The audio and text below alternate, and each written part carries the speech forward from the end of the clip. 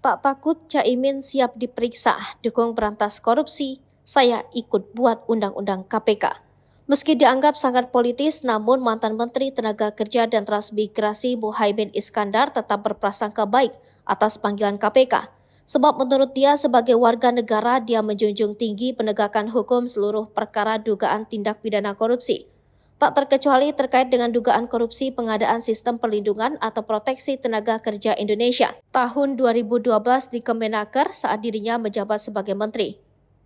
Ya, saya harus hormati, hargai, dan dukung penuh semua langkah-langkah KPK dalam menuntaskan kasus korupsi, kata Caimin.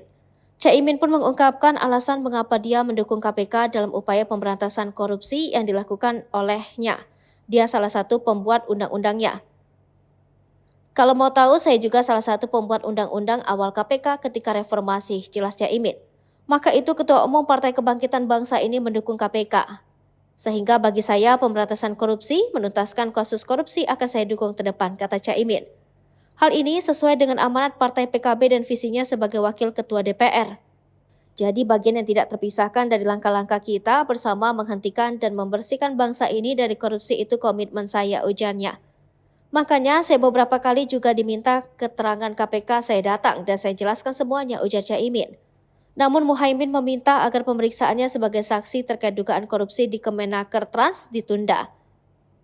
Sudah dijadwalkan lama untuk membuka forum MTQ internasional, sebagai wakil ketua DPR saya harus membuka itu, maka kemungkinan saya minta ditunda, kata Caimin. Seperti diketahui, perkara ini terjadi pada 2012 di kementerian yang kini berganti nama menjadi Kementerian Tenaga Kerja. Itu disidik KPK sejak Juli 2023. KPK sudah melayangkan surat panggilan terhadap Caimin sejak pekan lalu. Sekali lagi, harapan kami tentu hadir sesuai dengan surat panggilan yang sudah diberikan atau dikirimkan, kata juru bicara Kelembagaan KPK Ali Fikri. KPK menegaskan bahwa perkara dugaan korupsi di Kemenaker ini saat Caimin masih menjadi menteri tidak ada kaitannya dengan situasi politik saat ini.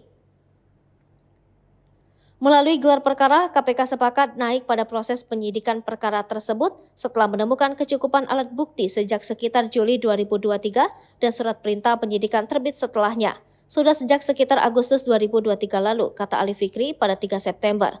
Adapun dugaan korupsi di Kemenaker Trans tersebut terkait pengadaan sistem proteksi TKI terungkap ketika tim penyidik KPK menggeledah kantor Kemenaker dan sebuah rumah di Bekasi, Jawa Barat pada 18 Agustus 2023. KPK belum mengungkap identitas mereka. Lembaga anti rasuah hanya menyebut dugaan korupsi itu menyangkut kerugian negara dari nilai kontrak proyek lebih dari 20 miliar rupiah.